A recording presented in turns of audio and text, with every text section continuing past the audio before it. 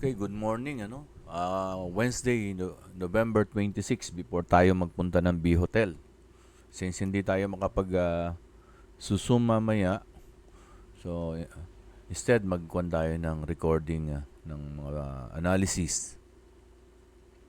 So again, top-down analysis, wag nating i-skip yan. Napaka-importante yan. On a monthly basis, candlestick are bullish, But since may nabuo na yan. Okay, we have here our support zone and we have here our monthly resistance price all-time high. Looking at the high of the October and the high of the November, although it's not yet close yung candlestick no November, most likely this will be the high and this will be the high na mabubuo. If we're going to put a trend line between those lines, magkakaroon ng ganyan yan.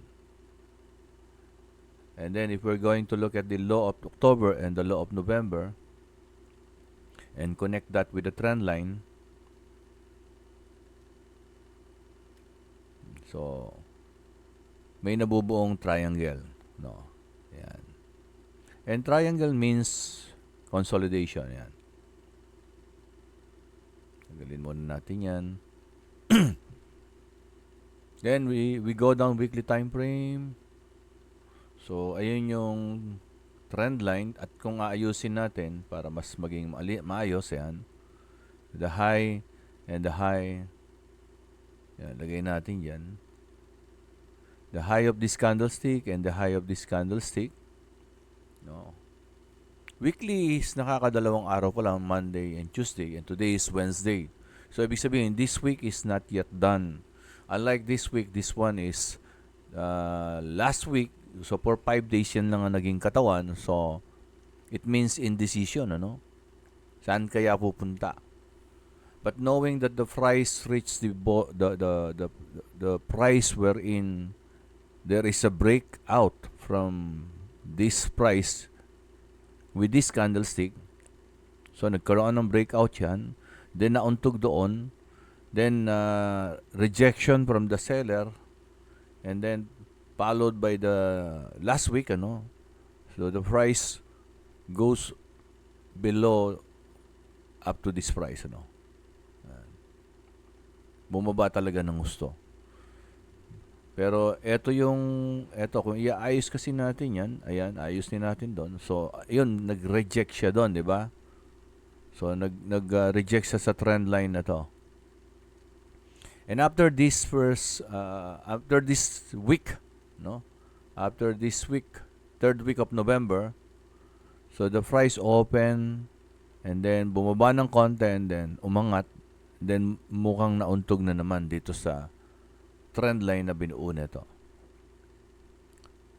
So, dalawa lang yung posibilidad niyan. Posibleng mag-breakout or posibleng bumalik muna. Kasi nasa weekly pa lang tayo. We go down daily. Yan. So, sa daily on Monday, last Monday, ito yung pinakita niya, Talagang nag-breakout. Ayan, breakout.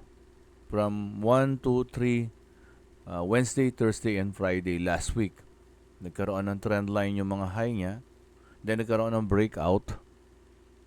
And usually the gold, laging binabalikan niya yung mga fair value gap. Asan ba yung fair value gap? So we need to go down lower time frame again. So, ayan, may makikita kayong shade dyan. Shade. Pero wala namang fair value gap dito, di ba? Hanap tayo sa baba, 1 hour. So, sa 1 hour yun, nagkaroon ng fair value gap, 30 minutes. The fair value gap, nabubuo siya once na itong candlestick na to, umangat. Susunod na candlestick. Nagkaroon ng gap yung susunod na candlestick, yung 1, 2, 3, yung pangatlo, yung low nun, hindi naabot yung high na itong first na to. First, second, third. Yung high netong first, kailangan mag-abot yung low nung third candlestick para walang gap. Pero ito, since hindi nag-abot, kaya may gap. So, pwede nating lagyan niya ng text na bullish kasi paakyat, bullish fair value gap na na-create sa 30 minutes. Okay, 30 minutes time frame, yan. Para ah, meron tayong idea ano ba yan pag nakikita natin. So, na-create siya nung tumaas yung price na to, nag-breakout dito sa trend line na to. At posibleng balikan yan. Kung mapapansin nyo, ilang beses na binalikan, isa. Halos muntik na, no? Then, dalawa. Tapos ito, aakyat na sana, pero mukhang hindi nagkaroon ng successful na pag-akyat. And somehow, nagkaroon ng liquidity sweep. Balik tayo ng 1 hour. Ito. Mapapansin nyo, ito, 1, 2, 3, 4, 4 na oras, nag-sideways dyan. Then, extend natin. Tapos, bumaba, ayun, na mitigate niya yung fair value gap, pero sa ibabaw lang. So, ibig sabihin, nakabukas pa to. And then, isa pa, balik. So, para bang 1, 2, 3, triple top na, no? Tapos, balik na naman. Isa pa. So, ganun din. Then, umakyat uli. So, yung iba dito, magbabay na. Pero, yun nga, hindi pa siya nag-close above this rectangle. So, lumabas ngayon, it's a liquidity sweep. Kaya yung mga nakabay dyan, stop loss dito. Yan. And ano ba yung nangyayari? Bakit parang ayaw umakyat? Ano? Possible na, dahil dito sa trend line na to, possible din na binabalikan niyang pilit yung bullish fair value gap 30 minutes para isara. But kung balikan man yan, it doesn't mean na yan ay babounce na kaagad dito. Pwede ring butasin niya yan kasi may another trend line dito. Yan. Kung medyo aayusin natin yung trend line na yan, ilagay natin dito, ayan, sa ibabaw niyan, yan, pwedeng ganyan. Mas, pwedeng yan, abutin pa ng price, ito, pwedeng yan. Pwede rin bumaba.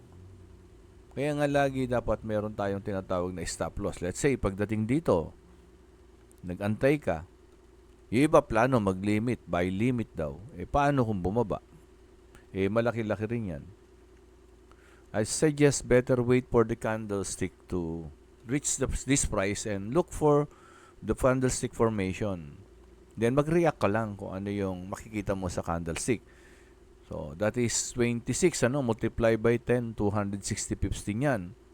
What if hintayin mo yung price dito tapos mag-consolidate dito yung price? Yan, let's say bumaba yung price dito sa fair value gap, nag-consolidate.